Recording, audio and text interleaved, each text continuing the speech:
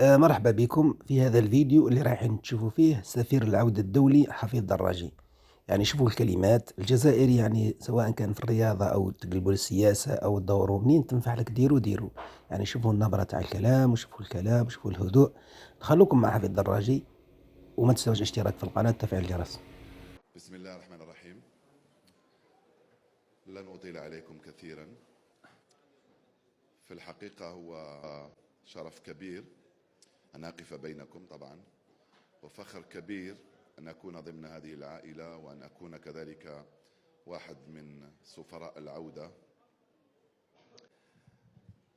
والفخر الأكبر والشرف الأكبر أنك تكون سفير العودة لشعب من حجم الشعب الفلسطيني العظيم.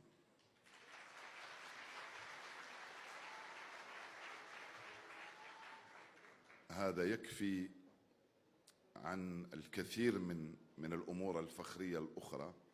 فقط أتمنى أن نكون عند حسن الظن، ونتمنى أن نتعلم منكم، خاصة وأنني عندما أسأل مثلا عن كلمة للشعب الفلسطيني أو دعم للشعب الفلسطيني، أقول بأنه نحن من بحاجة إلى الشعب الفلسطيني، نحن من بحاجة إلى الاقتداء بصبره وثباته وصموده ومقاومته وكل خصاله التي تختلف عن الكثير من الشعوب. تشبهنا طبعا، تشبه الشعوب الحرة الثورية التي تعرف وتقدر معنى الحرية والاستقلال والكرامة والشهادة والجهاد وكل المبادئ والقيم التي تؤمنون بها ونؤمن بها جميعا. شكرا لكم مرة أخرى.